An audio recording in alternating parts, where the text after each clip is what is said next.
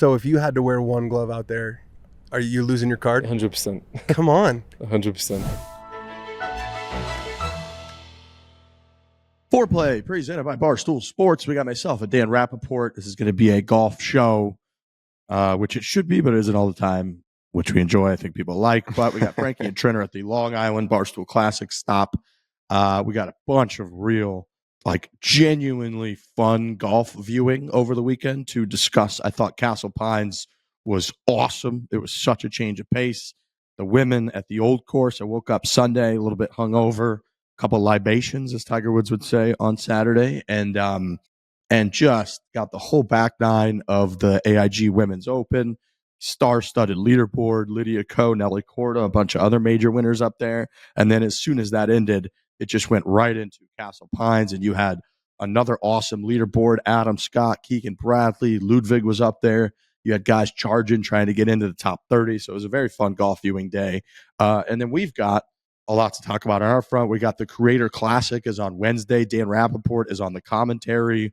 The other three of the boys here have been a charity case and brought out the old fellas at the Masters tournament, coming out hitting the honorary tee shots, which I think was a little bit of an olive branch that we accepted, and thank God that we did, because then that got Dave to bring Frankie onto the Unnamed show, where they kind of hash out all the drama in the Barstool world.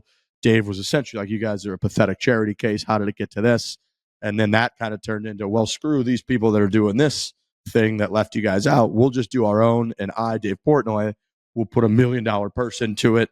And boy, did that get the ball rolling. Everybody on earth has reached out to Dave, to myself, to Frankie, to I'm sure everybody that's involved in this show, that's connected in the golf world. I got people you wouldn't believe just reaching out about people want to be involved in it. So now we're trying to navigate all that and figure out what the hell we're going to do with that. I think we're going to try to go big with it, but we haven't really made any decisions because we're just kind of feeling it out and trying to figure out that whole space. So it's been a crazy week. Dan, when are you going to Eastlake? I've never been to Eastlake. I am going tonight, or this afternoon. I get there tonight. Okay. Got some stuff to do tomorrow, and then Creator Classic on Wednesday. One thing, the one and only thing I'll say is Frankie's version of events is not true. So we'll just start there. Okay. Yeah. I told you, I talked to you about this weeks ago. Yeah, I got a text from you like several weeks ago. It was like, hey, I've whatever, I got off a meeting or phone. They want me to do the announcing. I feel like that's a good opportunity. And I was like, yeah, absolutely. I think that is a good call. That was, I believe, before anything was public, right? Like nobody. It was many weeks ago. Yeah, many weeks ago. Yeah, but I mean, before they had even announced that the Creator Classic was happening. Yeah, first thing I did was get approval from you. And so I guess I am I supposed to go to everyone with that? I don't know. I kind of go to you when those things happen. And then fair. Frankie wants to make it sound like I didn't tell anyone or whatever. It's just not true. Also, you guys do plenty of things where you guys don't tell me exactly what's going on. So I was a little disappointed that he wasn't on the show because I really don't care much for the drama. I just kind of want to make my golf content. But when someone just says something that's not true, I have to call it out.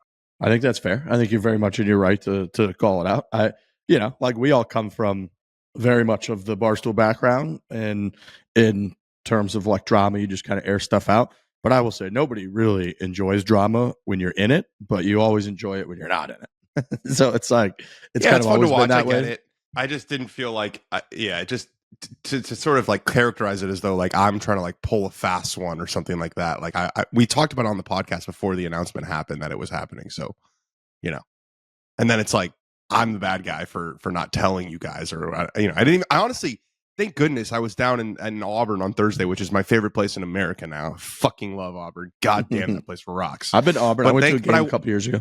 Yeah, that's right. They were telling me, some of the guys on the team were telling me that they met you when you were down there, and that it's just that place is heaven. Holy shit, that place is heaven. I love that place so much. But I was down there working and just having, we were shooting all day, so I wasn't really thinking much about it. And then I see Brendan outside on a frantic phone call with everybody, and I'm like, oh my God, what's even going on? So I check my phone. My phone's blowing up, and then I just kind of went back to Auburn. Good. That's a nice spot to be. I also think social clips. So we experience this with this podcast where you'll do the show for an hour and a half. You'll say a million different things. You don't even know what you said. It's not like you have some calculated stump speech that we give on this show every time we talk that's been vetted in front of pollsters and like this is the right thing to say. You just kind of talk, and then it all really matters in terms of like opinion and how air quotes like big something appears to be, how it gets social clipped, and sometimes something that you don't even really stand by that much or like get social clipped and put out there, and that's the only thing anybody sees from the show, and you're like, what? Not really. Actually, 9 out of the 10 things that I said about that were the opposite of that. That was just me playing devil's advocate against myself or whatever. And I saw that one of the main social clips was like, did Dan Rappaport hide from everybody or whatever? And I was like, ooh, nope, that's definitely not what happened.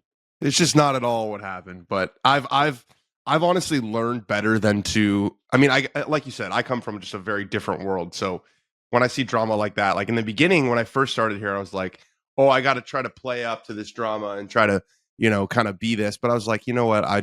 That's not my value add. If they want to talk about it, that's fine. But I don't even try to defend myself because then it just perpetuates and makes everything go longer. So you're going to be on course commentary, is that right? Yeah, I'm going to be on course commentary. I think I'm also doing the trophy ceremony, which will be fun. Nice. I have no idea how this is going to go. I really don't have any idea. I can't believe that they're doing what they're doing with you guys. I think it's hilarious. I think it's like if my first reaction was like, so I thought, so with the Masters, which is the obvious comparison here, you guys are basically playing the Arnold Palmer role. Yeah. In that, so that happens like before the Masters starts, right? Like that's at like 7 a.m, and it's like a really nice scene, and then it's like live to tape, I think they call it or whatever, where they don't show the whole thing on the broadcast, like they just show like kind of the highlights. They are, from my understanding, they are kicking off the coverage of this thing with you guys on the first tee. So it says this is not like they're just gonna sort of sprinkle it in throughout the broadcast. It's like, hey, we're doing this once, first time this has ever been done. Here are these 3 guys hitting a tee shot, and that's going to be how the whole thing starts. Yep. And I think like Joel Damon's going to be kind of on the coverage, like, introducing and setting us up, if you will. So it's going to be pretty ridiculous. I totally understand the vantage point of like, well, you guys weren't invited or included, and then you kind of made us think about it, and then they decided to like hand you this little thing. I think that's true. But I also think like we have merchandise in the tent. We're going to be there anyways promoting stuff. And it's like, I think coming out, hitting a ceremonial tee shot in sort of a ridiculous, sarcastic comparison to, again, the old guys at like the Masters is sort of in our lane of like, yeah, we're not out there shooting even par against Wesley Bryan trying to win this thing, but like we could kind of be funny and do something ridiculous around the whole thing. So that's sort of like, yeah, sure, we'll go do that. And we'll see. I think it is kind of a monumental thing. I think there's a little bit of a feeling of like, it's like YouTube golf, creator golf, whatever you want to call that space has gotten big, very big. There's millions and millions of views to be had. There's some people that have earned huge names in the world of golf through that. And I don't know that is purely just let's see who could play the lowest medal play. Like that's not really what that world is. I think it's a combination of like golf is sort of this medium and this vehicle to be entertaining. There's the cart cam with the GoPro, and it's sort of that mix of like who could kind of play golf but also be entertaining. There's a big value in both. And I think that this, understandably, it's like with the PGA Tour, they're playing the PGA Tour golf course, literally East Lake, Wednesday evening before the final, Tour Championship begins. So like that part of it is cool, but I do think it's a little closer to like professional golf than it is to overall kind of this golf space.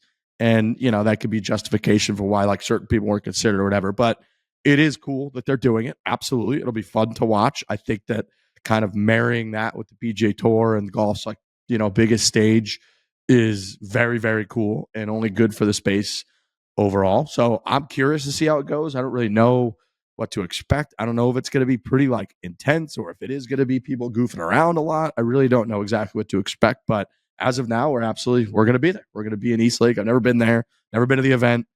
Tiger Woods raising in 2018 when he won the Tour Championship in 2018. Everybody coming up on the last hole when he was there with Rory, like some unbelievably iconic moments at East Lake. So I'm excited to get there and see it. So yeah, it should be a great time. And then, there will be stuff coming from what Dave did last week. I think it's enormous for us that, Dave's a little bit like the Eye of Sauron, but like reversed in like a good way. And you never know what that eye is going to be focused on. You never know what he's going to care about. You never know what he's not going to care about. He can be unpredictable at times. And, this, like we said, kind of like golf video space has gotten huge over the last 3 or 4 years. And now all of a sudden we've got Dave's attention. He's like, I'm going to throw $1 million at this. This seems to be a big thing. And that's huge for us. That's what we want. We want him to be like realizing and seeing how big of a world this is and can be. And if we could kind of capitalize on whatever the hell that is, like, I think that's what we want to do and what he kind of wants to do. So we're hearing a lot of different people out. I understand people are fired up about it. The mentions, the comments, the DMs, the texts, everything. People are like, let's fucking go. Let's get this thing rolling. So it's very exciting for us overall. And yeah, I think Wednesday should be a good time.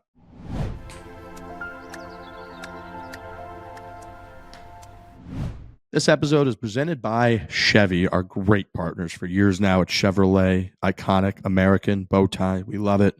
Get the crew together, head off to the course in the new 2024 Chevy Traverse. Impressive cargo room, 3-row seating, and the first ever Z71 trim Traverse can handle your buddies and all their golf bags and all their golf shoes and all their golf stuff with ease. With the new Traverse, you can do something you've never been able to do on the course. You can drive hands-free with available Super Cruise hand-free driver technology. You got to check out this Traverse, right, Dan? They were chanting USA as Keegan was walking up the 18th hole. There are just certain companies that pop into your mind when you hear people chanting USA, and Chevy is one of them. It's about as American as it gets. It really is. You can find all the power you're after in the next generation Traverse with the all-new 2.5-liter turbocharged engine, 328 max horsepower, up to 5,000 pounds of available maximum towing, 17.7-inch diagonal colored touchscreen. So among 3-row SUVs, this is the best in class. They've elevated the tech game. Head over to Chevy.com/Traverse to build your own and learn more. That is Chevy.com/Traverse. Chevrolet, together, let's drive.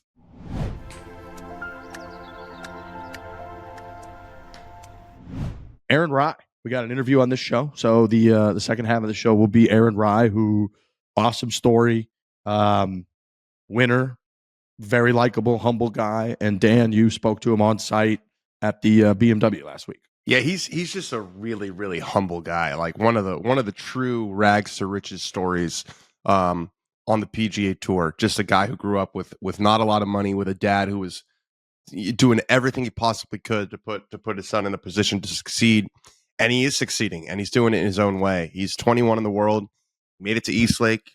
He's 28th, I think, going into this week. So into all the majors next year, into all the signature events, playing on the A tour now, but just kind of a throwback personality, and just very, very soft spoken. I think people are really going to enjoy listening to him. And also, I think the biggest news here is he has convinced me to give 2 gloves a try. He was talking about sweaty hands guy. You're a big time sweaty hands guy. My hands are so sweaty. Just so sweaty, and people are probably thinking that's gross. And I don't disagree. What is gross? No doubt about it. So, but what he was saying, and I'm sure they'll get into this on the pod, is Sean Foley, who's Mr. Thinker on the PGA Tour. He was saying that if you watch baseball, he was talking to Aaron-Rai about this.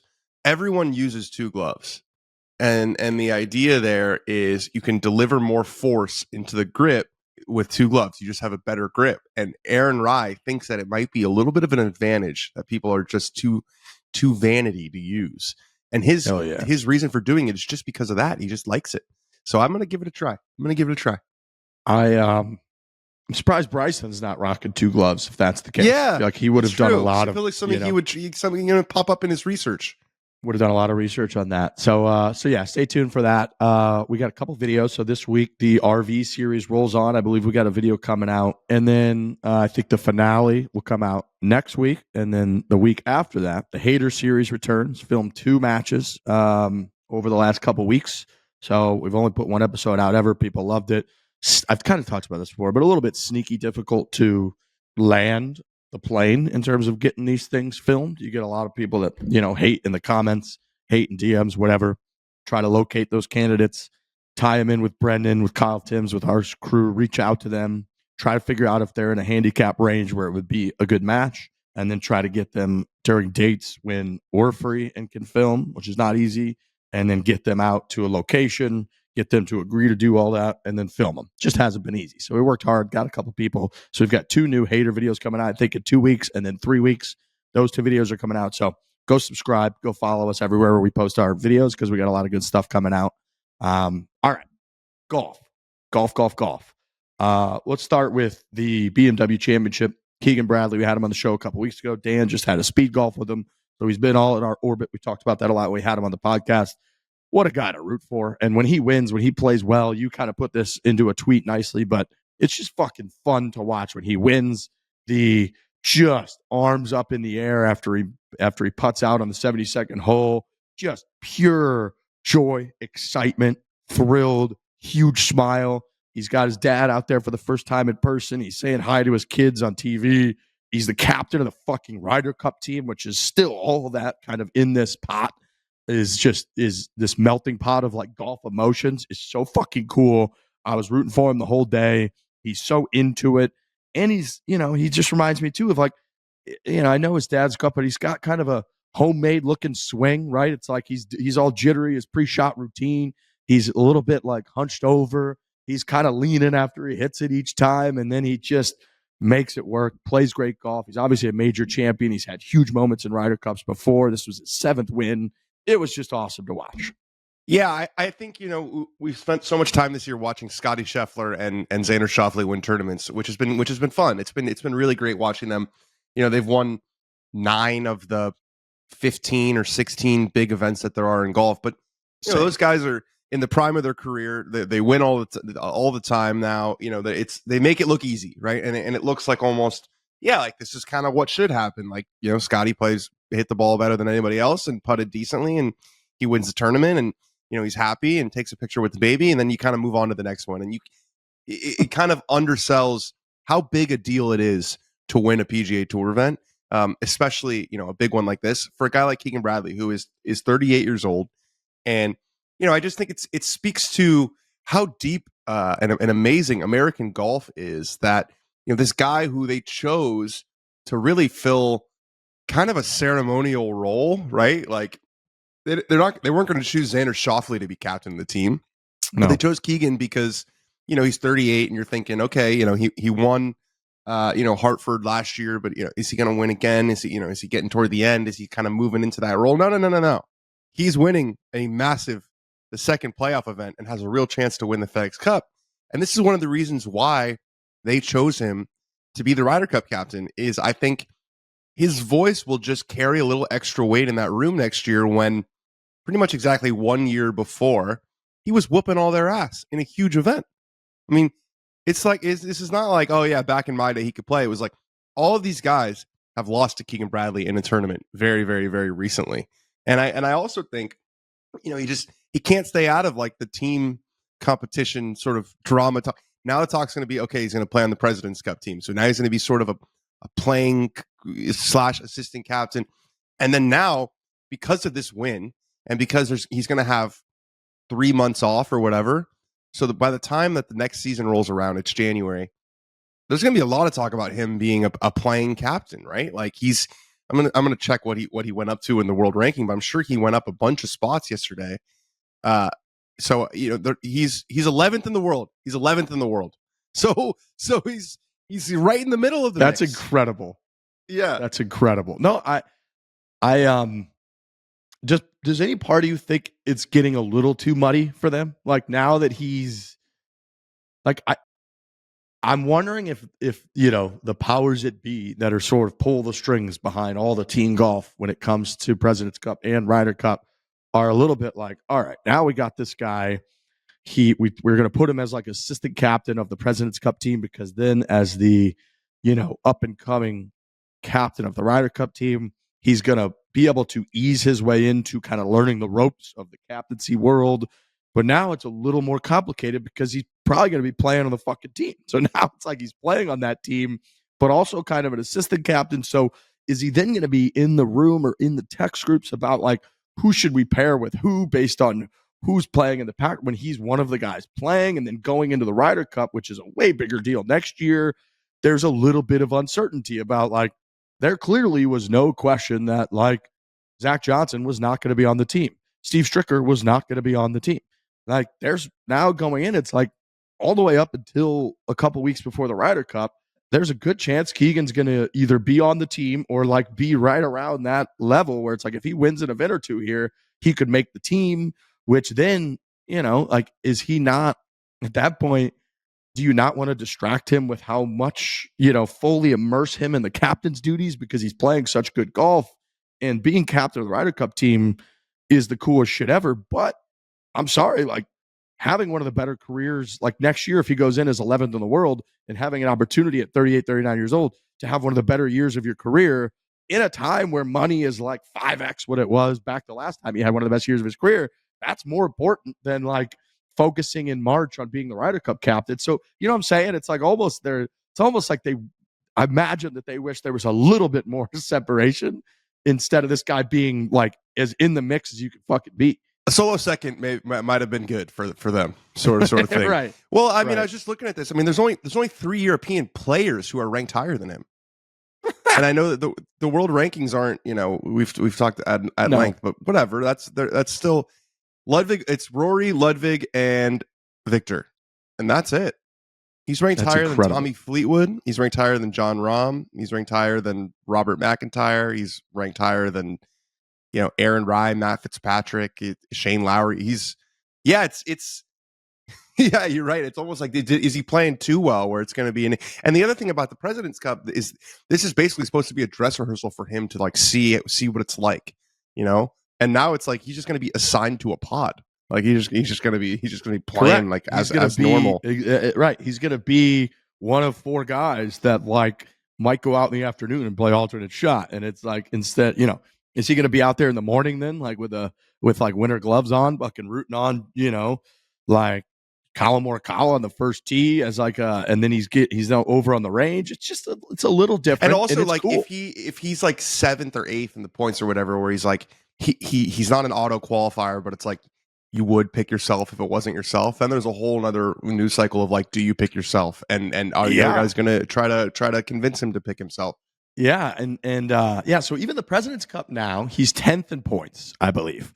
It goes the top 6 automatically qualify, which are the 6 that you would probably assume. Bryson and DJ and Brooks Koepka are not in because it's PGA Tour thing, so they're not even in the mix for this. So you've got 7th is Sam Burns, and then Tony Finau, then Russell Henley, and then 10th is Keegan Bradley.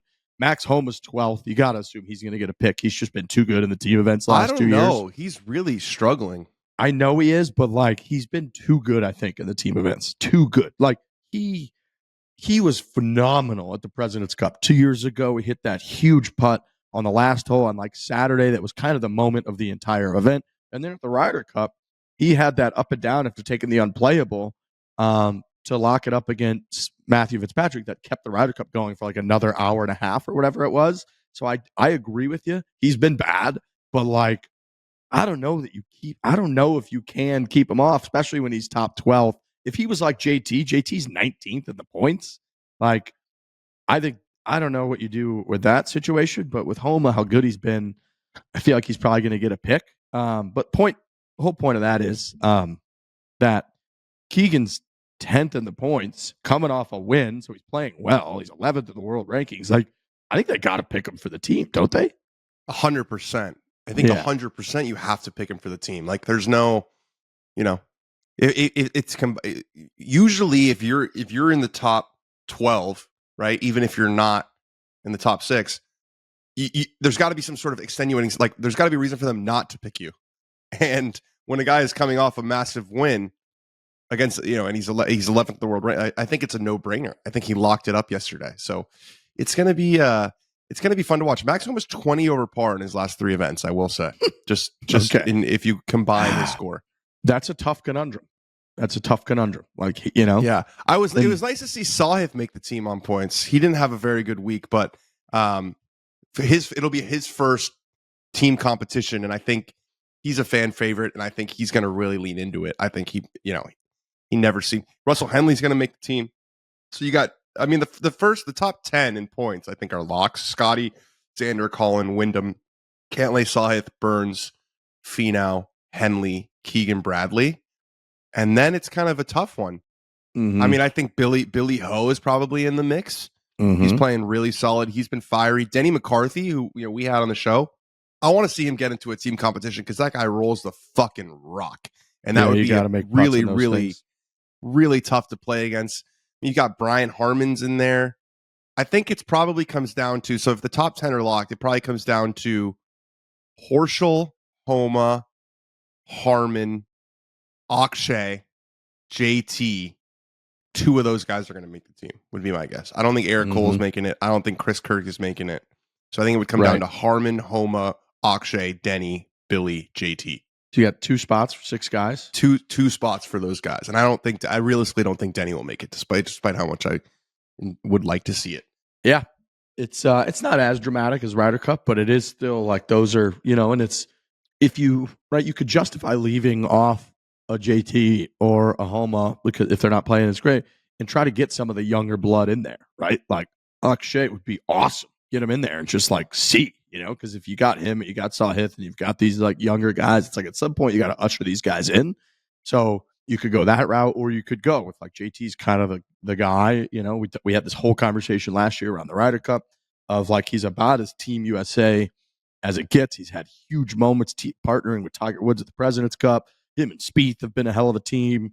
Like he's such a rally guy. He's emotional. So we're going to have that conversation again. But yeah, Team USA could go any direction. Him and Homa are both in Eastlake. So it'll be, it'll be nice. They get one more week sort of to play off. JT decided to go home after he finished because staying there it's not like a playoff, right? It's not like you're going to like have to play more golf. So he went home and qualified when he was on the PJ home. So there you go. He did.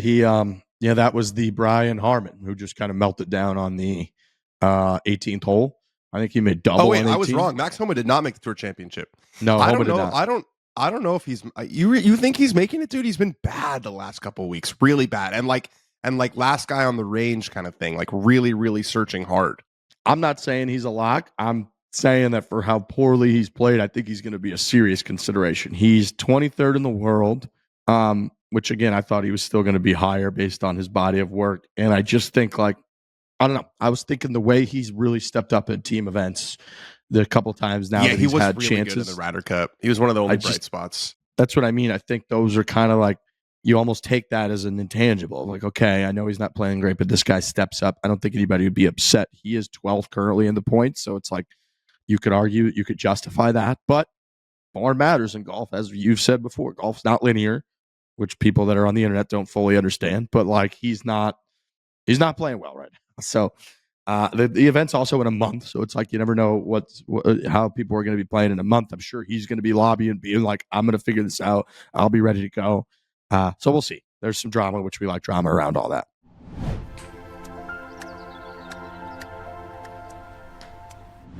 You know how much we love Game Time, everybody. Now, pay attention. They've got brand new Game Time Picks feature, and they're making it even easier to get to a game. Game Time Picks filters out the fluff to show you only incredible deals on great seats, so you don't have to waste time searching through thousands of tickets. Guess who's coming to Arizona this week? Who? You're never going to be able that? to guess this. I'm not going to. Jay Leno. Jay Leno. Wow. Huge part of my childhood. My parents. Really? You guys were Leno over Letterman guys? Massive Leno over Letterman guys. Huge Tonight Show fans. And we would watch the nightly news. I believe it was on at 10 o'clock in St. Louis. And then at 10:30, Jay Leno would come on for an hour. We'd do that with my parents almost every single night. And at the end of the broadcast, the sports would come on. They would always do that back in the day before, I'm sure they still do it that way, but I wouldn't know. I don't watch the nightly news, but they would tease it the whole half-hour nightly news. They would tease it. And then the last 5 minutes, they would do sports. And then that would roll right into Jay Leno. He's coming to Talking Stick Resort here in Arizona. Jay Leno, $37. And I went to the GT Picks, which is awesome. And it shows you a bunch of their favorites. It's starred right here, all kinds of good stuff. So you don't have to search through thousands of seats. Just pull up your chosen event with Game Time, turn on the GT Picks setting at the top of the screen, or browse the best local Game Time Picks deals near you on your Game Time app homepage. What are you waiting for? I'm going to buy these Jay Leno tickets. I'm going to go check this place out. I also saw for a little Yankee Stadium action, the St. Louis Cardinals. They're going to be cruising into Yankee Stadium, $30, $16. All kinds of Got to good go see options on Aaron Game Judge. Time. Guy's an absolute tank. Just a machine right now. Yeah, U.S. Open he's tennis. on another level. U.S. Open tennis is very fun. That's going on. You can get tickets. I'm looking $79, $93, all on Game Time. So fantastic app. They're the best. They're the official ticketing partner of Barstool Sports. Download the Game Time app today. Use code 4 to easily score great deals with the new Game Time picks. What time is it? It's game time. Go check out the Game Time app and check out Game Time picks.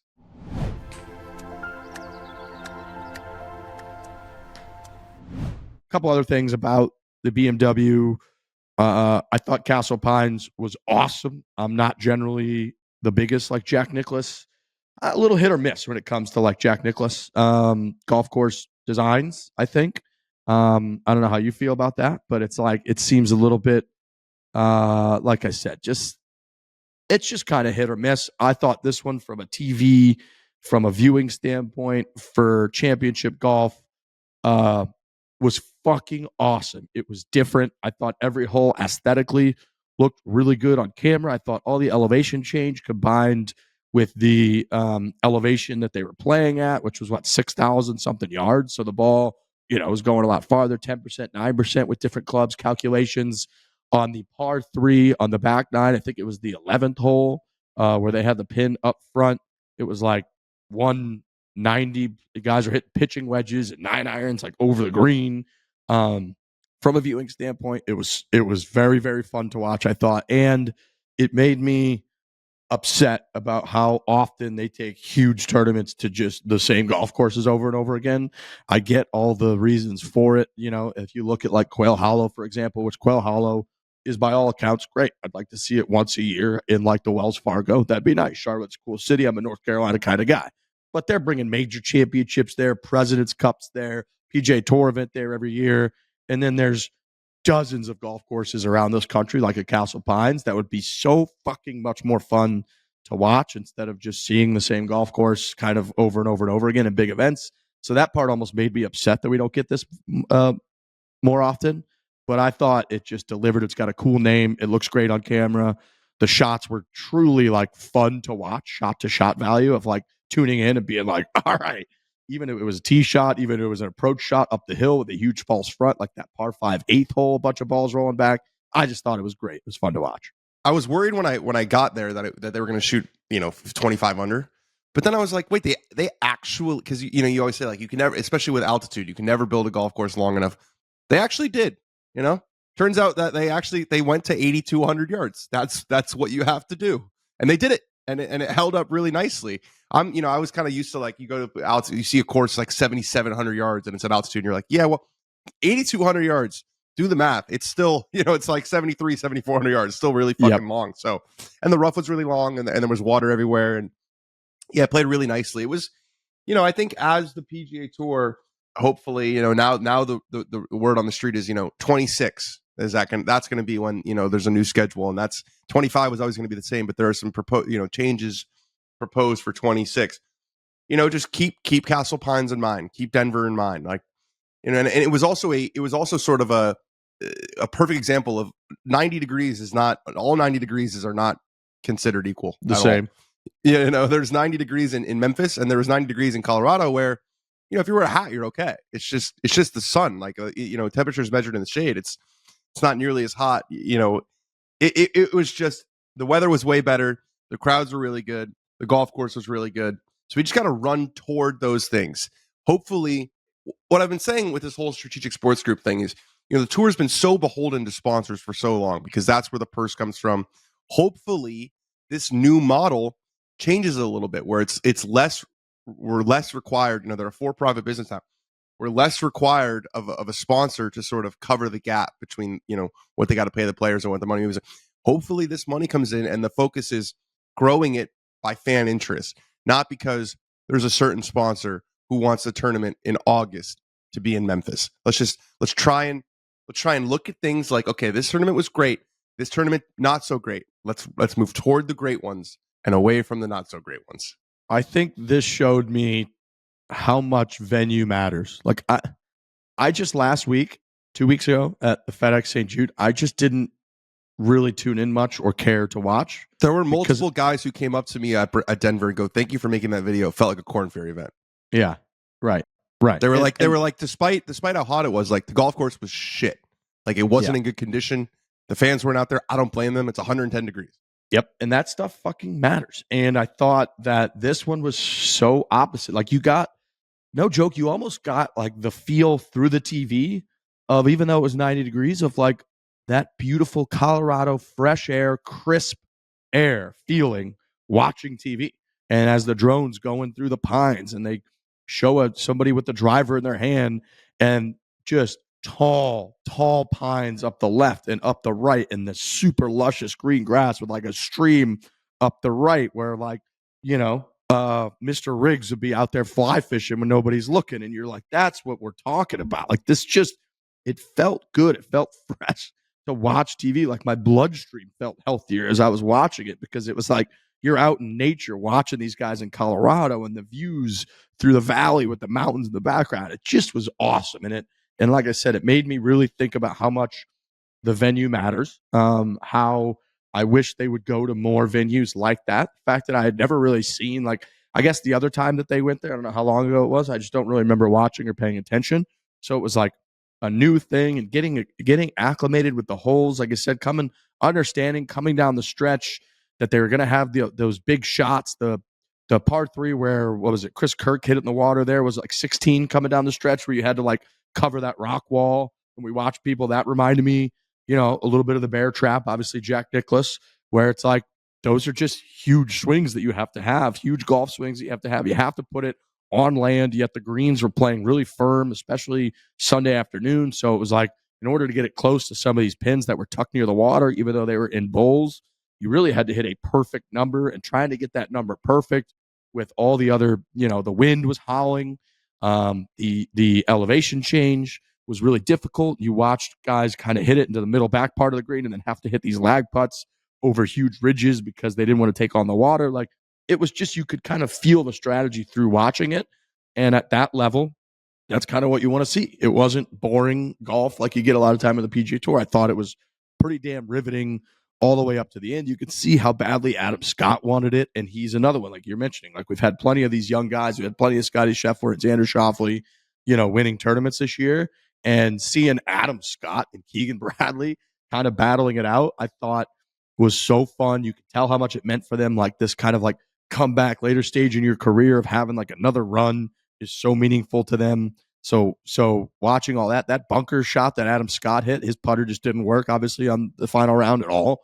But that bunker shot that he hit, where he was on the downslope, fried egg, water deep, and he went all the way up to the rough to see how long the rough was, because like he couldn't even keep the ball in the green. And then he hit the most amazing bunker shot I've ever seen that landed in the rough, dribbled down to like 4 or 5 feet, and then he ended up missing the putt. But like, that moment was so sick. It just was really fun to watch, man. It was really fun to watch. And there was some others. Do you see the Fitz stuff with the driver? Fitz stuff was great. Him and Scheffler just getting into it with the rules official. I think everybody kind of agrees, like an egregious ruling, right? The most Matt thing I've ever seen to then insist on hitting driver right after it all happened, hitting the duck hook so he could get the desired, like, fuck you. See how that went? You know what I mean? I think he switched to 3 wood the rest of the round. I think he played his rest like 3 under the last 5 holes. But he was not about to. So for people who didn't see, there's a rule in golf where if you, it's a local rule. If a club is damaged in the course of normal competition, so you know you're hitting balls and the driver face cracks, or you know you're hitting an iron shot and you clip a tree root and it bends, or whatever it is, you're allowed to replace it. Which is obviously not a very practical thing for most golfers, because most golfers don't have a backup just in their locker, but these are professionals and they have agents or managers who can go get it or whatever. But I guess the issue is it has to be like really clearly broken. What I guess they're fighting against is a guy has a little nick on his driver and he just wants a new driver head, and then he could just replace the driver head. Like, they want you to play in the spirit of the rules, which is you play with the 14 clubs that you started with. And so unless there's like an egregious thing. So Fitzpatrick discovers that there's a little crack in the middle of his driver sometime on the back nine on Sunday. And he brings over the official. And Scotty, he's playing with Scotty. Scotty's in total agreement with him. Like, there's a crack on the driver. You should be able to replace this. And the guy basically tells him that it's not significant enough. The driver needs to be like caving in on itself. And so for the next hole, Matt's like, so what you're telling me is that I'm going to have to hit 3-wood the rest of the day. This is a disgrace. I think he said this is a disgrace. Because it's true, though. Like, what is the point of the rule if the exact thing is happening, is a crack on the driver, Right. It's affecting it? Well, why is the rule in place if I can't replace it? Well, that was his point, right? It was like, okay, you're agreeing with me that like this crack is going to affect in a very detrimental way how my ball flies with the driver, so I have to hit 3-wood. So that instantly should kick in the rule. That's the rule. That would seem to be the rule. Right. And Scotty agreed, and the rules official was like, I see it, but it's not quite significant enough. And I think a lot of people point was like, I don't even know the spirit of that rule of like, yeah, you play with the 14 clubs that you came with is even applicable, because I don't think, even if you do have just a nick on the top of your driver and you want to replace it with the exact same driver, I don't think anybody would have an issue with that. Who gives a fuck? It's the same fucking driver. Also, it's not like these guys want to change driver heads. Like, as you know, like a lot of times that's one of the things the manufacturers complain the most about is how these guys don't want to change, especially at this time of the year. You know, you're so used to a head, and these guys, like, they can tell so much. They can feel the smallest little differences. That sometimes, we've had pros say this all the time, it might look the same, it might have the same exact measurements on the tools and show that it's the same, lie angle, the exact same thing. And they're like, this isn't right. And they're like, it's not right. It's not, I'm not switching. So it's not like he was trying to gain some sort of advantage here. And I did kind of feel bad though, because like the thing with the rules is, it's very rarely the actual guy's fault who's the rules official, who's the one enforcing it. And he just has to eat it. Like he couldn't drive away because the cameras are right there. I'm talking about after he hits the shot and they're walking down and Matt's just berating him. And it's like, it's not my decision. And I just have to eat it, because if I drive away, I look like the biggest asshole of all time and people are going to flame me. If I talk back, that's completely inappropriate. I get fired. You know what I mean? You can't be rude. So he just has to sit there and be like, I understand. Yeah, it stinks. I'm sorry. Shit spot to be in. Total shit spot to be in. How do you become a rules official? Do you just know the book better than everybody else? Like, do you just take a test? I think most of these guys played golf like professionally at some point, and then they just kind of start working for the tour because they want to stay close to it, and then end up in that position is kind of where what I've found to be most. But yeah, it's a strange. It's a one guy, Gary Young, is at every event. He works for the PGA Tour, but you'll see him at the Masters. You see him in a suit and tie. You'll see him at the U.S. Open. Whatever, he'll put on whatever outfit you want, but he's always the guy. Right, because that could just be AI, right? It's like, well, no, like I'm AI. It could just be Google. Like, honestly, you could just be like, what do I do in this situation? Well, just Google what the rule is, and that's what you do, right? It's like you have to be the guy who's good at taking a beating, basically. Yeah, I mean, it's about your sort of attitude and the vibe that you give off. You have to be someone that has a trustworthy sort of affect on people, and also just be able to eat shit, because that job is, they're almost never, I mean, they're happy sometimes. Matt Kuchar was happy when he got his TIO relief in the middle of the fairway, which I thought was really interesting, listening to Max Grazerman talk about that. He was like, that was so weird what he was saying to me. So that was interesting. But yeah, they're usually not happy. No, not happy. And I thought that was kind of a ridiculous ruling, and to go against the AI thing. It's like, I do think that guy in that spot could have been like, yep, this is significant enough, right? And then just like had him replace it. Right? Like, yeah, I guess so. But what he was saying was, I've had, and this is another sort of dynamic, is like on tour exists of like, he says, okay, I've told other people, I guess the cameras weren't on, that have had a worse crack than this. We've said no. And I think that's what they're guarding against, is like, I remember this with like when Matt and Colin Morikawa had that rules thing at the Hero, where Colin the reason that Matt kind of called it was because like, I was told I can't do this. And so you get into that where it's like, whatever decision you make, you then have to justify to everyone else in the field who's going to be like, well, why the fuck did I not get that when 2 weeks ago when I asked you? So they have to draw really firm lines, because you've got hundreds of guys who are playing in PGA Tour events who are all going to know why they're not getting the same treatment as this guy when that happened.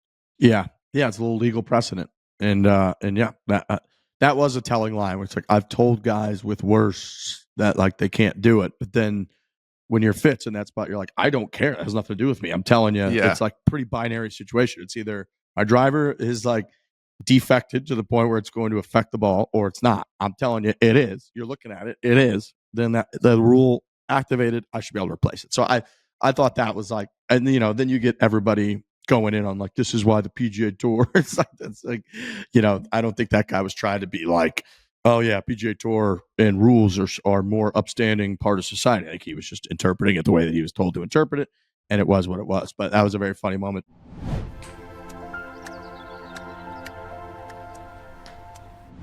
We had the appetizer last week. Now it's time to feast. We're talking college football is back. Don't miss any of the action. Jump in at DraftKings Sportsbook. It's a full slate of games for week 1. It's super easy for first-timers to get started on DraftKings. Try betting on something very simple like just picking a team to win. Go to the DraftKings Sportsbook app, select your team, place your first bet. It is that easy.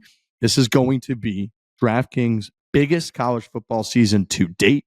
Enjoy the ride now all the way through the expanded playoffs. It's football season, Dan. It's football season. We got one more golf tournament. I think it's kind of nice that we transition right into football.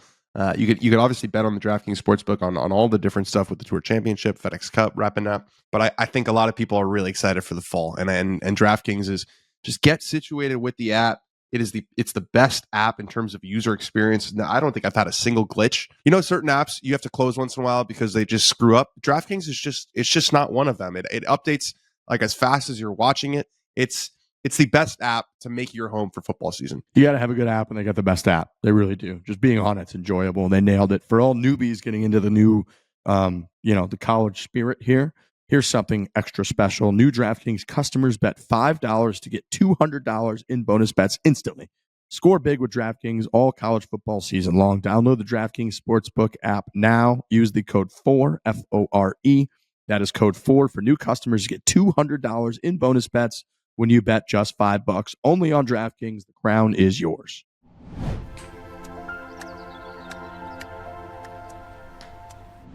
Shout out to Rory McIlroy with a throw of his 3-wood into a pond in a very funny moment where he bad swing, hated it, and then he went to just chuck it, and you could tell at the last second caught himself, slowed down just enough where he like dribbled it into the pond and was able to grab it.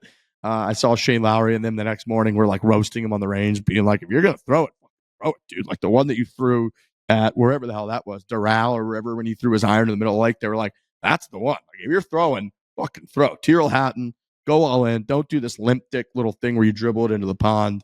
And then the next day, he breaks his driver, breaks the driver's shaft leaning on it after another one that he hit out to the right.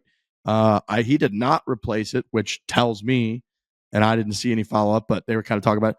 He did not have it replaced, which tells me that he in his own head knew that he had leaned on it out of frustration, and then it broke. So that's why he didn't have it replaced. Then he had a heroic shot from basically the creek, where he took his shoes off, hit it onto the green, almost made birdie, left it like right in the jaws. But yeah, that clip went kind of viral out there. I feel like they're all just a bit weary right now. It feels like they're all kind of just like the guys who have been. I mean, Xander's still playing well, but like Scotty did not have a good week. He said his back was sore.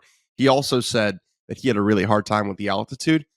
Are we continuing our Scotty is a sort of flat course signature event merchant. The two events this year that had some unpredictability.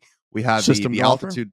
We had the altitude this week. He said it can be so challenging. This is from yesterday. It can be so challenging coming from those large downhill shots into the wind. Number 9 is an example of a shot where I had 149 adjusted pin.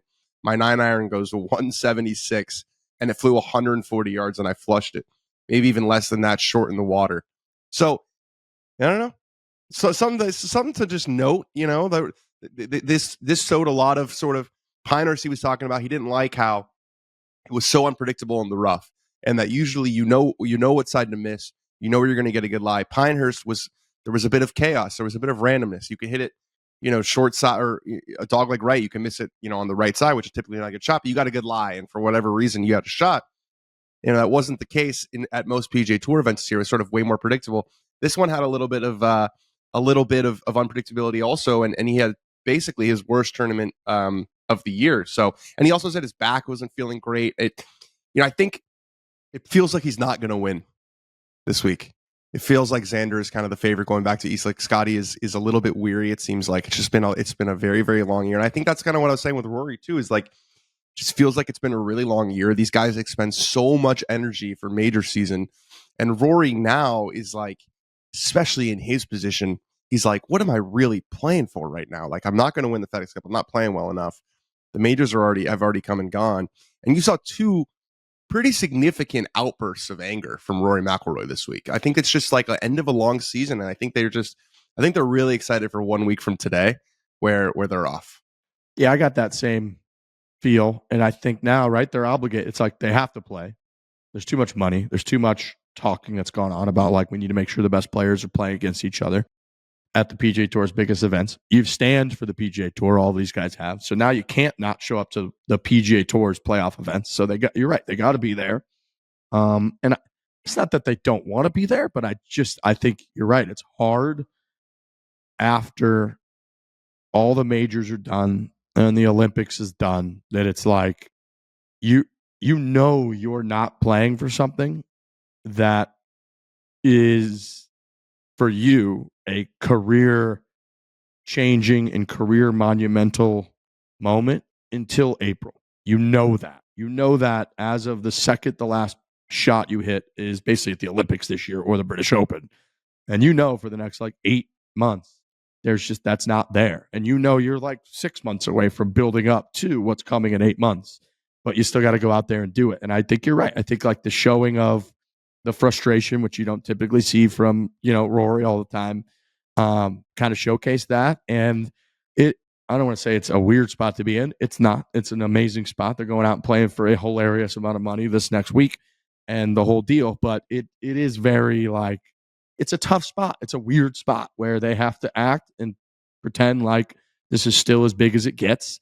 And I'm not saying it's not big. It is, but it's not nearly as big as the major championships. We've talked about it every year where they just throw money, as much money as possible at the FedEx-cup-playoffs. They've done that for 15 years now to try to make it feel as big as it can possibly feel. The winner's playing for $25 million this week. So like, that's a number. That's a very, very, very serious number.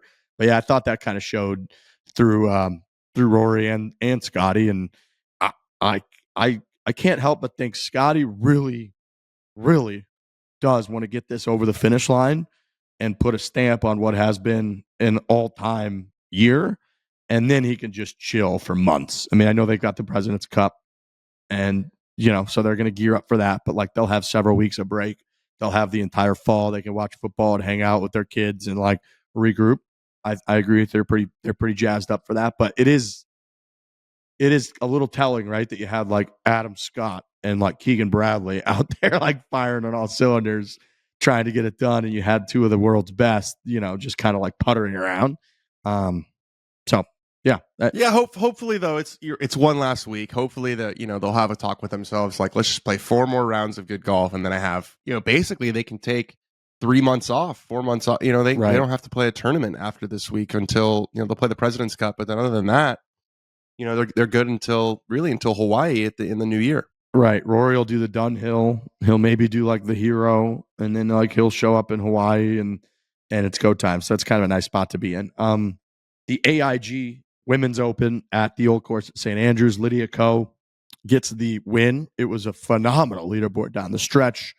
At one point, I think your boy Dylan DeChair tweeted out that it was like actually a perfect leaderboard where it was like 8 under, 7 under, 6 under, 5 under, 4 under, like in that exact order. There was nobody that was at 2, and all of them were major champions. Number 1 in the world, Nelly Korda, Lydia-ko coming off an Olympic victory.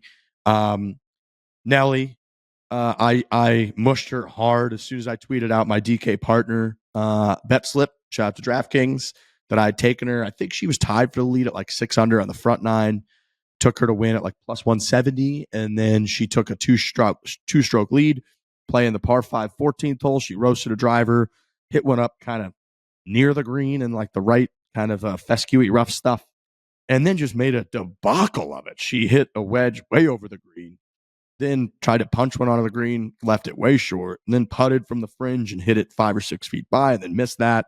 Made double, which went from, I think she was 8 under, and the other 2, or 3 players were at 6 under, and then next thing you know, she finishes at 5 under. She made bogey on the 17th hole, the road hole. Lydia-ko was phenomenal down the stretch. She hit an unbelievable shot into the road hole. She had like a 5-wood or a 3-wood or something in her hands from the fairway and hit one up that right side that just skirted the road hole bunker. It left her like 15 feet for birdie. She made a nice par and then had made birdie on the 72nd hole, one of the most iconic holes in golf. Hit a nice wedge in there to like 6 feet, poured it right in the heart, and ended up winning the whole thing. So it was an awesome, awesome finish. Doing it, having the women out at the old course. I think this is the 3rd time they've been there. Was sick. The wind was hilarious. It was brutal the entire week, which made it fun to watch. But yeah, we had a great finish at the old course. Amazing summer for Lydia-ko. You win the Olympic gold, and then just like a couple of weeks later, winning a major championship at the old course. Winning a major at the old course is really as good as it gets, I think. I mean, we talk about you win the Masters, you're there for life. You win. We know Zach Johnson won you don't just say Zach Johnson won the Open. You say Zach Johnson won the Open at the old course. Mm-hmm. So there's extra special. Lily of Vu, that putt on 18 to tie to get into a major championship playoff, and you leave it a good 2.5 feet short was tough. That was I got a text saying that was Westwoodian, and that's not something that you want. It's not what you want on the 18th hole of a major championship. She just didn't give it a chance. It was never. You could tell from the second she hit it, it was not getting there. That was a stunningly bad effort. That was very disappointing. I really thought the way everything was going too, that she was going to make it. I thought we were going to go to a playoff. She hit the cart path off the tee, so it went way down there. I thought she was going to pitch one in there tight, maybe even like bump it off the slope there. And she just didn't do it. And then she ended up missing the next one, so she ended up tying for second with a bunch of people. But yeah, that was disappointing after what was setting up to be really to have like 2 or 3 different players come to 18, having birdie opportunities to maybe get into a playoff. And then it ended up it reminded me a little bit of, 2 years ago with Rory, where it was like, oh shit, we still got 20 or 30 minutes left here. And I think it's over. I think it's fucking over. Like, this is just, the math's not adding up. That's how kind of Lydia-ko came in and snagged it. And that's pretty much what happened. There really wasn't that much drama on 18 after that.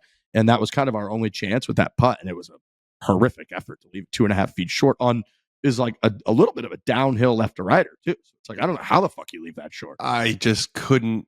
I don't know how there's not a thought that's going through your head of like, I have to get this there. Like this is literally a putt to get into a playoff. The number one rule is give it a chance.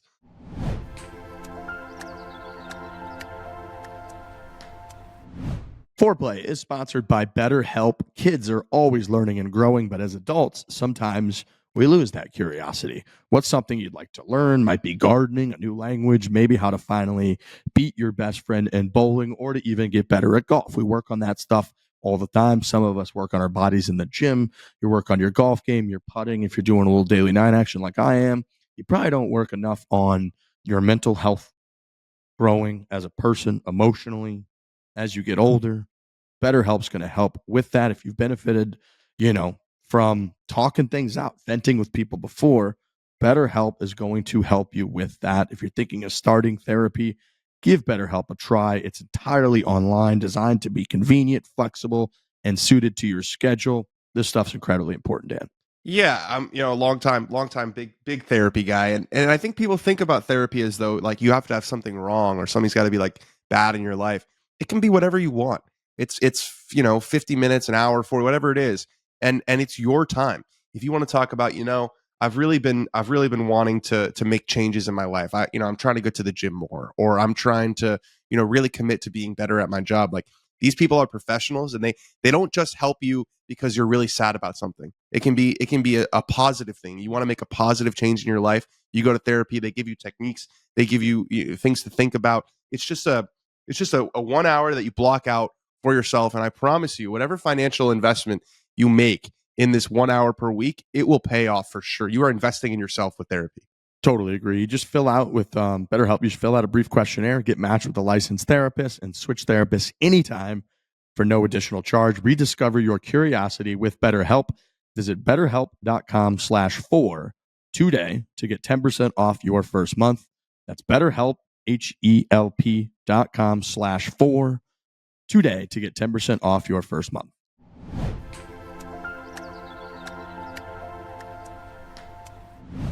It got me thinking last night. I actually wrote this in my notes for today's show of top 5 venues for winning. So if you could just choose, let's say you're a professional golfer, you're going to win at 5 venues in your career. Yeah. And you're going to hang those pictures up around your house and around your second house and around your third house for the rest of your life. What are the top 5 venues that you would want to win at? All right, these are the. I don't know if we're allowed to say scalp. These are the scalps that I want. These are the ones I want. Okay. I've got Augusta National. Are you doing these in order? Not necessarily. But Augusta National. I like doing this because it gives the thumbs up. Oh no, there it is. Augusta National. Is that how you get it to do that? It does it sometimes randomly. I don't know why it does it. If you go like this, dude, I saw that. You had like a you have Mario to have Brothers? the new iOS, I think, and it does that. You know. We did that once in the studio when Trent did the like rock on symbol and all. Yeah, the Trent had all came kinds out. of crazy stuff going on. Yeah, there. it's like because it was at a on my concert. computer that just was updated. Okay. I gotta get it up. So Augusta, St. Andrews, Oakmont. I feel like you win the U.S. Open at Oakmont. That is like the ultimate fucking U.S. Open. Pebble Beach, because I feel like the pictures of on the ocean, me the 7th tee, just winning that golf tournament would be really sick. My last one, I'm gonna say Valderrama in Spain. Wow. Not because I guess that means I'm going to live golf now, but I just feel like it's a historic course. It's like maybe like the hardest course in Europe. The winning score is always really like, they can't all be American and just one in Scotland. So I would say those would be my 5. All right, I got a similar list. I've probably got differences where people would expect, but I have Your number 2. I've got Augusta, number 1, the Old Course, number 2, Pinehurst, number That's 3. what I was saying. Number 2, yeah. And then I would go, I think you have to go Pebble Beach. You have to. I agree with you. I almost don't want to, just because it's like Just the tap room, dude. The tap room hang Yeah. afterwards. And That's it's an Tiger. epic night. Tiger, Jack, Tom Watson, like everybody's done it. I got a great text from McDowell a couple weeks ago. He said somebody confused him for Dave Portnoy when he was like at the grocery store or something. That's a funny lookalike. It was right after we had talked about his statement too, so I thought he was texting me to be like, "What the hell?" And he was it was literally the next day, and he texted me if we went back and forth. It was very funny. Okay, so I've got those 4, and then I'm really in between. I want so badly to throw Bethpage Black in there. I just think like that course stands for. He largely hearing Keegan talk about it on the show reminded me, right? Like even like Pinehurst, I love Pinehurst to death, but like if you go there and you just play around, it's $400, $500, $600 to play around at Pinehurst. So it's like we call it public. It's not really public. Same with Pebble Beach. You go there. I mean, you got to stay at the resort, which costs you thousands of dollars. You got to pay the greens fee, which is hundreds or $1,000. Bethpage Black, if you have a New York State ID, is under $100. And even if you don't, it's still, I mean, I haven't been there, played there in years, but like in 2018, 2019, when I was playing there and I didn't have a New York State ID, it was like $120 or something for us to play Bethpage Black on fucking Saturday morning. It's the best deal in golf by a mile. Oh, and it's so right. And you got like these crusty, grindy Long Island, New York guys that are hanging around the tee, or they're sitting on the bench when you tee off, chirping you in the New York accent.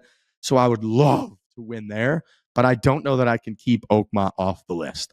For all the reasons that you said, I just think it's got all the Arnold Palmer history and Pittsburgh steel town. It's got a little bit of the characteristics. I mean, I know it's Oakmont, it's prestigious, it's luxury, it's not Bethpage Black, but it's in terms of Pittsburgh and like a hardworking town and like Pennsylvania, all the history that it's got, how tough it is, right? It's probably considered like the hardest golf course in the world for, I think most people. Tee to green, it's really hard. The greens are even harder. Clubhouse is iconic. So I'm probably going Oakmont as well, but you could call me next week and I might want to put Bethpage Black on there. I wish it was I think for purposes of the promo, you went Bethpage Black with your 5th. All right. Yeah, I'll put Bethpage Black on there. There you go. I like that.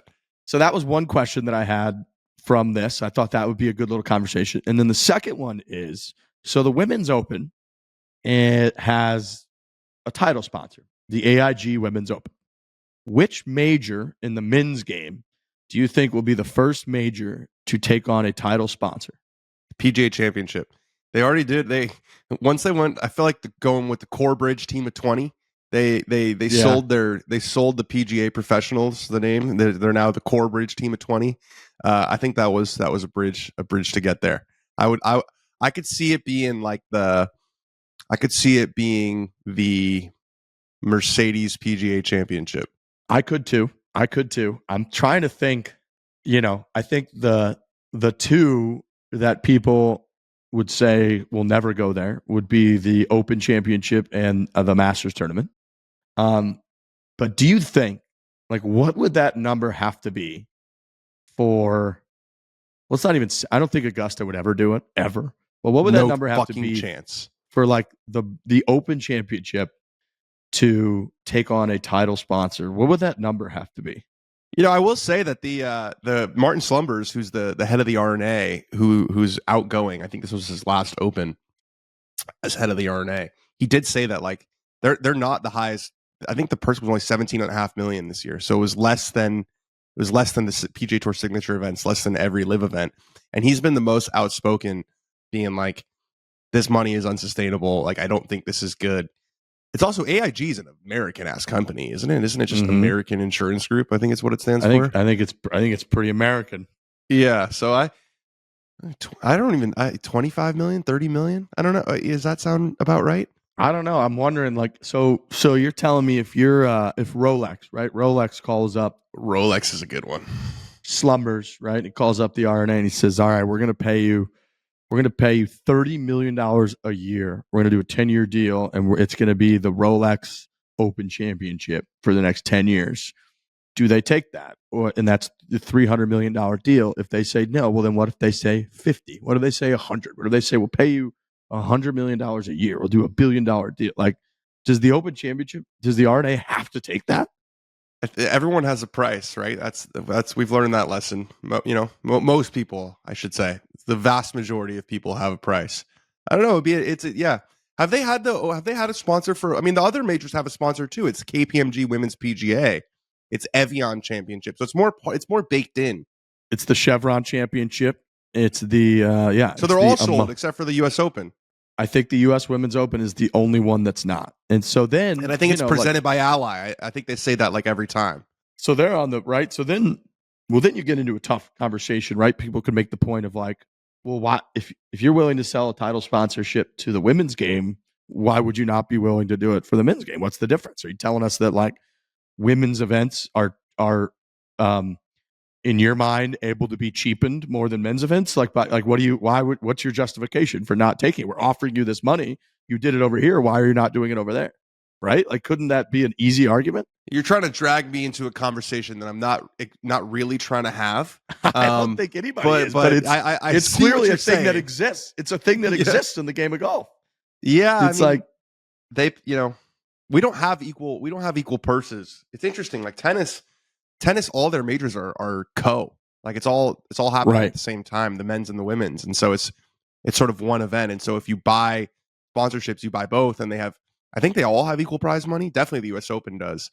So it's just different model over there in the tennis game. I don't know the answer. It'd be really interesting. It's also I'd love to be sort of a fly on the wall in those discussions where they discuss all right, what's the price difference going to be? Because the Arnold Palmer Invitational, or the Memorial, it's the Memorial tournament presented by Workday, or it's the Arnold Palmer Invitational presented by MasterCard. And it's all right, well, if you want presented by, it's going to be this much. If you want it to be in front, it's going to be this much. Those are very real conversations that they have a different rate for those two things.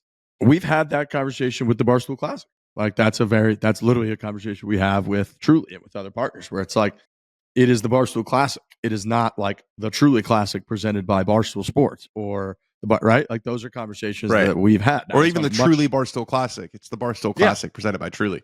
Right. It's a much smaller scale, but it is funny. And then it's those are just humans having conversations with humans, deciding what that difference is.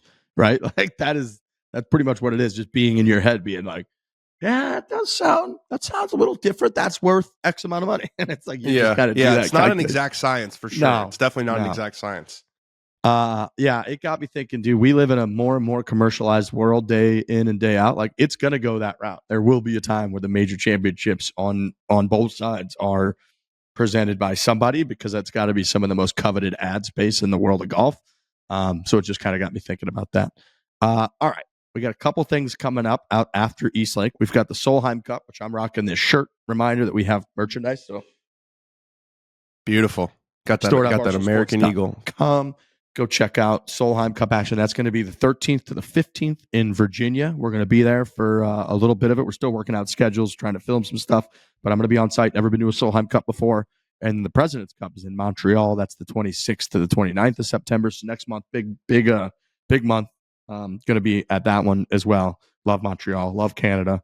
A little French Canadian action up there. I've been to Montreal before. Been a long time. I was a kid playing in the Pee Wee Quebec tournament. Shout out to Ryan Whitney. And I haven't been to Montreal since, so I'm excited to get back up there. So just a couple notes there. Otherwise, we've got Aaron-Rai on the show, and we're going to throw it to that interview. If Dan Rappaport, do you have anything else you'd like to add to the program? No, just enjoy this interview. It's Aaron-Rai's got a very soothing voice, so enjoy it. I like that. Enjoy the interview. We'll be back on Thursday. We'll probably be able to do a little bit of debrief from the Creator Classic, couple tee shots, see how those things went. Hit it hard. Hit hard.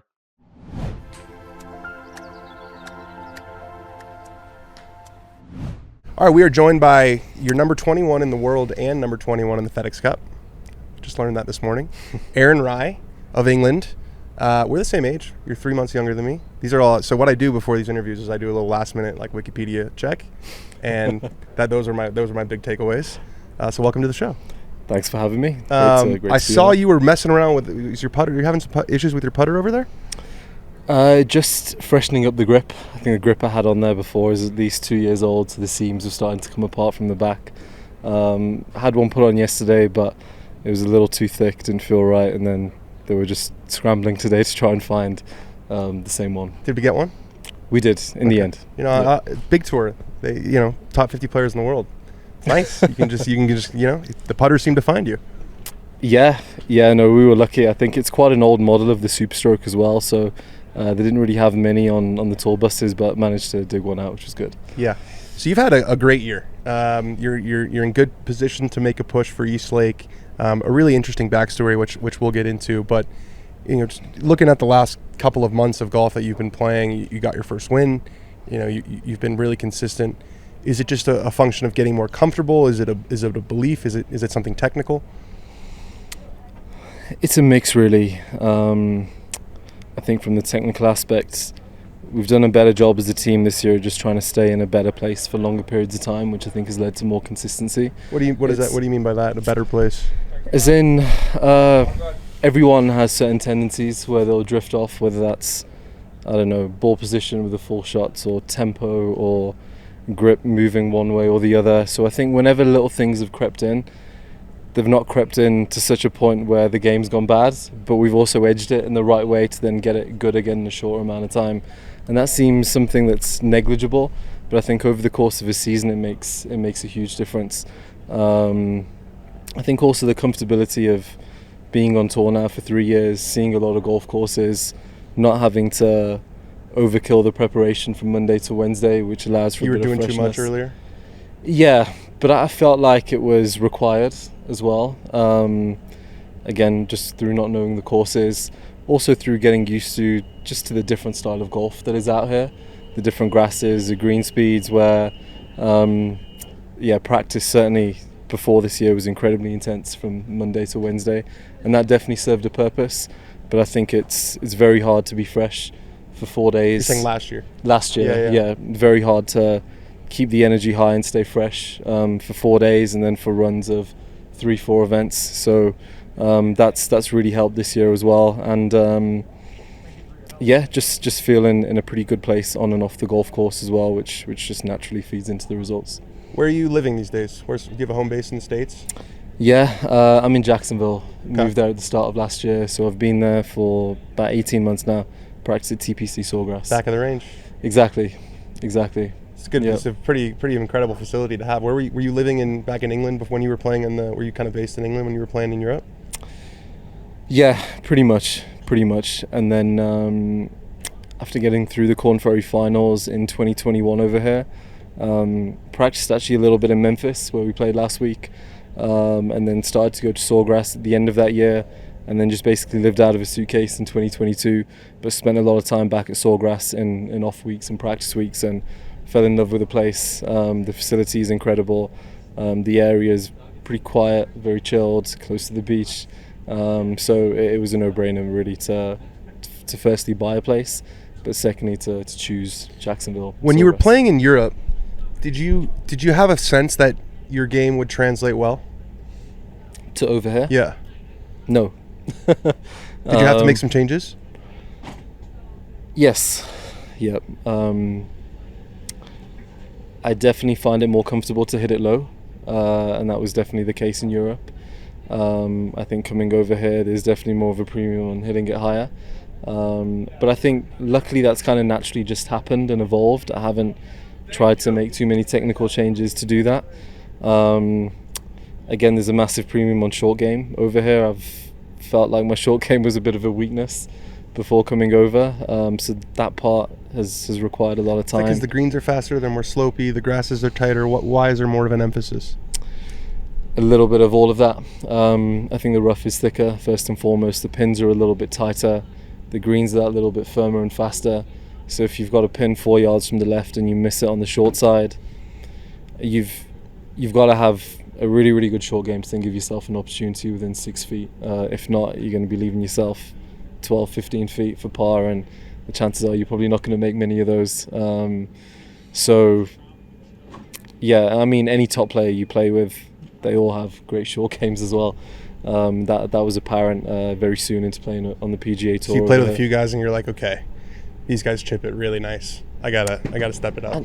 I mean, guys that you wouldn't necessarily associate with having great short games, and then other guys who are really good players, who are maybe not at the very top end of the world rankings. Even those guys, just incredible short games, and that took me back really, where I thought it's another level there. It's another level. So you were talking about working with your team. Your coaches are famous guys. So how did that the me and my golf? They were kind of early in the YouTube golf space with their instruction stuff. How did you develop that relationship?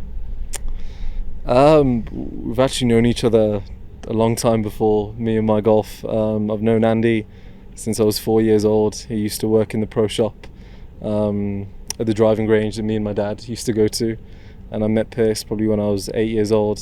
He worked at a pro shop at a local golf course, so we all grew up in the same area, which is Wolverhampton, Wolves. England. Just got rid of Pedro Neto. Wolves. Did they? Yeah. Are you not a football guy? I haven't followed it much since being over here. He's at Chelsea now. Ooh, okay, that's a big loss for them. Yeah. But yeah, I've known them a really long time, and then my dad coached me up until I was about 11, 12 years old, and then started working with both Andy and Pierce. I've been with them ever since. Did you have a sense that these guys had some personality? Like, were you surprised, or did it seem like kind of a natural evolution that they would start this brand? I think first and foremost, they're great at what they do. Incredible coaches, very knowledgeable, but make it very simple too. They're just great people, and that was always the case, even from when I was a kid. Their interactions with me, but their interactions with everyone else. I think when they came into the YouTube space, it was incredibly early. They started in, I think, 2011, putting up videos, and then really started to put more time and effort into it from 2012, 2013 onwards.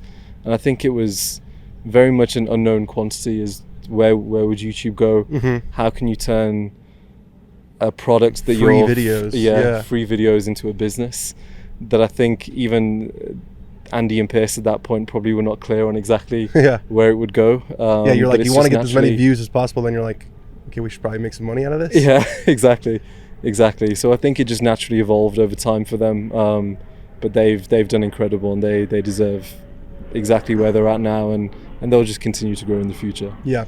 So you mentioned Wolverhampton growing up. The story about your dad scraping together whatever he had so that you could have the nicest golf clubs, and you keeping the iron covers on to this day because of a reminder. You've entered a different category of golf now. You're top 25 in the world, right? You got a chance to get it to Eastlake. Are the iron covers? They're staying for good. Yeah, Love yeah, that. of course. You never want to lose that. No, that part isn't going to change. Yeah. I wanted to ask about the two gloves. What is the origin of that? Because I use a rain glove every time when I play, but that's just because I have really sweaty hands. And Okay. so I was going through playing junior golf tournaments. I'd go through like two gloves a round or three. I was like, this is just unsustainable, especially if it was a hot day. So you use two gloves. They're both rain gloves.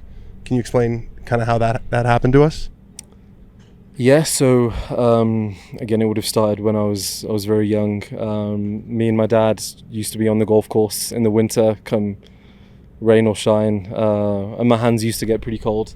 So started to wear two gloves in order to just keep my hands warm in the winter months. And then the next summer, I went back to wearing one glove, but had really bad grip in my hands. I just got used to wearing both gloves during that winter, and then just stuck with it ever since. And even now when I try and even hit short game shots, I can do it, but the grip in my hands is really bad just through being so accustomed to wearing two gloves. So if you had to wear one glove out there, are you losing your card? 100%. Come on. 100%. So it just feels, will you do it like once in a while to just, because these guys you're the only one. There was two gloves for a while, but I think you're the only one, certainly at this tournament, who does it.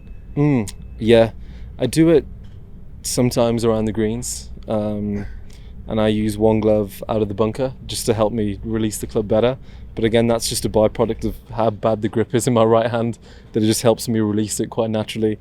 So I think if I was to hit full shots with it, my swing technique would change. It'd feel pretty bad if I was to do that. I think that's where I'm going to end up, these two gloves. Because I highly recommend it. Well, because I wear down, even though I'm wearing a rain glove, I wear down grips really fast because I've really, you don't want to touch my hands right now. Like it's hot and they're sweaty. Do you feel like, because it makes sense, right? Like you, I guess if just logically speaking, you'd have more control over the club if you because you're wearing a glove to aid with grip. Why not just do it twice? Do you feel like might be an advantage almost? Sean Foley mentioned it a couple of years ago in Las Vegas. Actually, we were just talking on the driving range, and he said Sean Foley was talking to someone on the driving range. He was. It's a surprise. Stunning. But he was talking about baseball, and everyone wears two gloves in order to be able to put more torque through the grip, he was saying. So yeah, he was saying he's surprised that more people don't do it for that reason, to maybe create more distance and more power. I'm gonna try it. Yeah, I'm gonna try it. I did it once. It was really sweaty. It was really hot somewhere. I did it once. I was like, this is great. I hit it nice. I was like, I'm gonna try this, and then I got scared of peer pressure. I get made fun of for my rain glove. You're a really good golfer, so no one's probably making fun of you. But that is the hurdle for me, is that if I wear two black gloves, people are gonna be like, what's going on here? it's okay. I've got your back. You got my back? I've got your back. And also, if I'm playing good golf, then what are they gonna say? Exactly. Yeah, Exactly. So your dad's obviously a huge part of your upbringing and your life. Does he come out here and is he, you're playing golf at a really, really good time to be a good golfer. You're making a ton of money. Things have gone awesome for your career in the last 2 years. Is he just like over the moon? Yeah, I think he's very proud. He doesn't come out to the US a huge amount. He came out for the US Open this year. He spent a week with me in Jacksonville after that. He's come out to Scottish, the British Open as well. So he comes out to a handful of events. But probably not as much as I would like. But we do all of the European events together, so we get to spend time together then. And then at the end of the year as well, away from golf tournaments, we get to hang out. So it's different now with being over here, but it's still nice to have him around a few times a year. Do you feel a duty to continue to play golf tournaments in Europe? That's a good question. How many years did you play European Tour? Since 2017.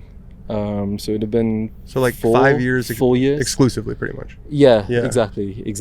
I think first and foremost, I enjoy playing over there. I love the events that I play in now. I think it's the right thing to do as well whenever the opportunity is there. But it's such a balance where if I felt like it was too much of the right thing to do, it'd be very easy to burn out because it's just too long and too. It's also the right thing to do to play in every charity event in the country. You know, you're gonna have to start saying no to some things. Yeah. There has to be a balance, and I think that's where I can't say that I feel that it's my duty to do that solely. I feel that is a part of it, but I also feel that I enjoy playing some of those events, and that's part of the reason that I play as well. Bob McIntyre has spoken about how it was tough for him to adjust, and he felt like, it still feels like there's more of a kind of a family atmosphere on the European Tour. It can be a little bit more serious. You're playing for more money. It's just a bit of a different vibe. You guys strike me as pretty different personality types. He seems to be very, very social, outgoing. You're a little bit more reserved. How have you found the adjustment?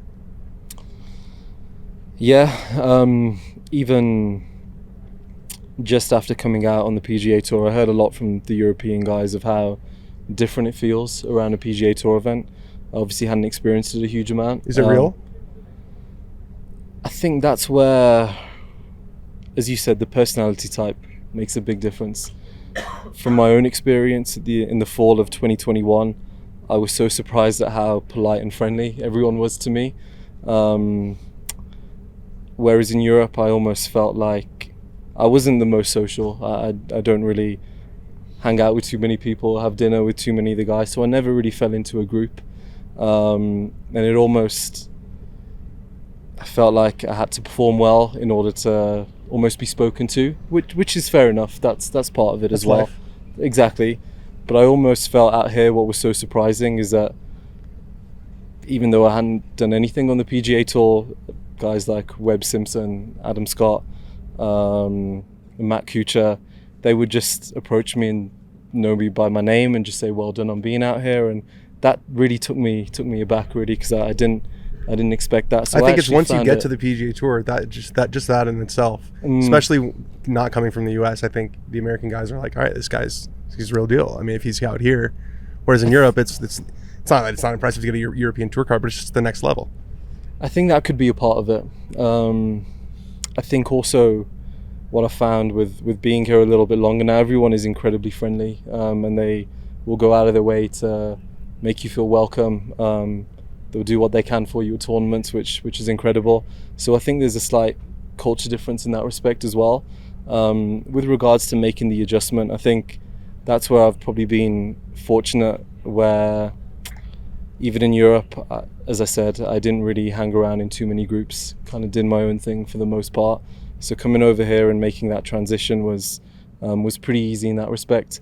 It comes with different challenges, just with being away from home and away from family, and certain relationships then get stressed just because of how intense it is and how high your level has to be, how much you have to put into it in order to compete and make the adjustments that you need to, and also just how much time you're away from home. That I found that part really, really difficult. Friends and stuff? Friends, family, relationships. But I think the golf side and getting used to the guys out here, I've been, I was pleasantly surprised. So you're liking America? You're liking America? Yeah. That's good. Yeah, I enjoyed it. That's nice to hear. I don't hear that too often from English, you know. It's just that. You got to be at least starting to think about the Ryder Cup a little bit. It's still such a long way away. Kind of part of you wishes that this year was next year? Things happen when they're meant to happen. That really hasn't crossed my mind, to be honest. I think obviously the thought of Ryder Cup has, but wishing that it was this year hasn't really come to my mind. I think a lot of it is also based on form in the leading months up to the Ryder Cup, and that's where we are such a long way away. I think it was nice last year to kind of be involved in the conversation, to experience what it's like during a Ryder Cup year and how things are just slightly different. And I'm sure going into next year, I'll just be a little bit more aware of certain experiences that I had last year. And then it's just purely down to the level of golf that you then play, and how the next 12 months go.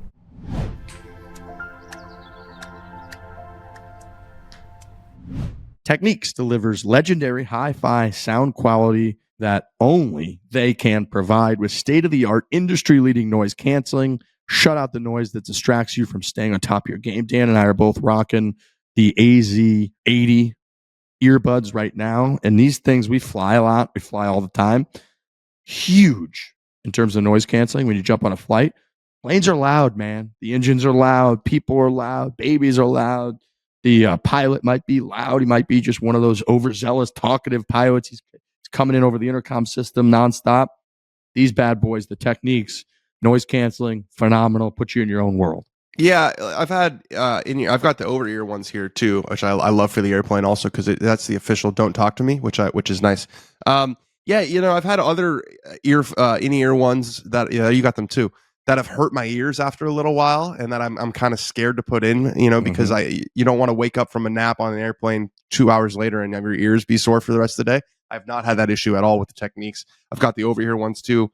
They're stylish. They're great. Yeah, these are just really, really elite, great headphones. They're the best. If you want something over the ear, like you said, the A800 over-ear headphones, which I just showed, are designed with super soft ear pads and a plush cushioned headband, delivering all-day comfort from the office to the fairway. Shop for Techniques, true wireless AZ80 earbuds, or the A800 over-ear headphones at us.techniques.com/foreplay. That is us.techniques.com/foreplay.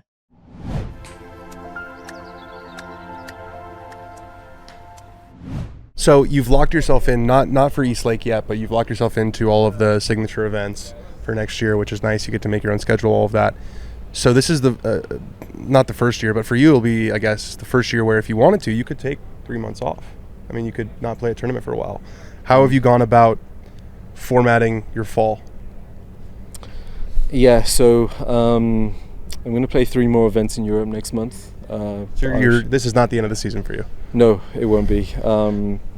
But it will be the end of the season after those 3 events next month. Going to play the Irish, BMW PGA, and then the Spanish Open. So you're not going to play. You're not going to play Dubai year end. No, I don't think so. Again, just to take a little bit of time away, just to spend time with family more than anything else. I haven't seen my mom all year. Haven't seen my siblings really all year. So it's great to be in that position where I can take a little bit of time off. I think that will be new to me, to figure out how to still stay on top of things and still do a lot of the things that I normally do in the winter, but also make space for just a bit of a life away from golf. Why don't you bring your life over here? Any thoughts of asking your parents to come over here? I wish that was the case, but unfortunately, not really. Unfortunately, that's not viable at the moment. Yeah. You've spoken about your humble upbringings and your iron covers. You've had a great year on the golf course. The money is flowing in this year. Are you comfortable with it, or is that something you've had to adjust to? In what aspect exactly? Just like we've had guys on here who've been like, I still can't bring myself to like spend real money, even though I know I have it. I didn't grow up with it, and so it's hard. I would say I fall into that category. I haven't really brought anything this year. No cars, no. No.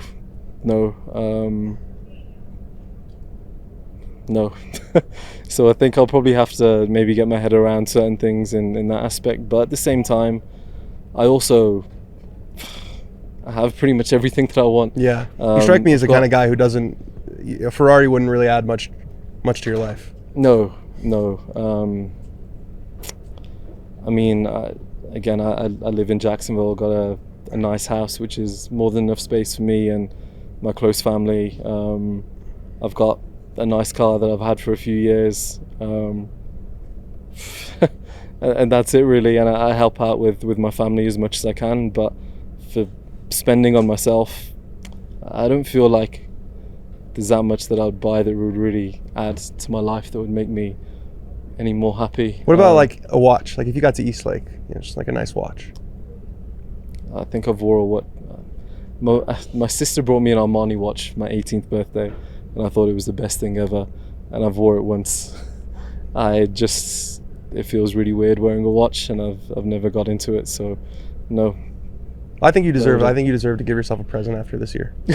I do. You've had a great year. You got any recommendations? I just gave you one. I think, I think Okay. if you get to East Lake, which I think if you play, what are you? You're 21st. So if you play 21, half decent yeah. this week, you'll get in. I think you should reward yourself with a watch. Okay. Something to I'll think bear that in about. mind. Something I'll to bear think that in about. mind. I'm gonna see him next year at Torrey Pines wearing the Richard Mille fucking 500 grand Rafa Nadal watch that he wears when he plays. That'd be great. You'll see him in a plastic Casio watch. He'll be one or the other. You're like, well, why is this thing broken? Well, awesome. It's been really fun watching you play this year. Looking forward to this week, and good luck for the future, man. Thank you. Thanks for having me.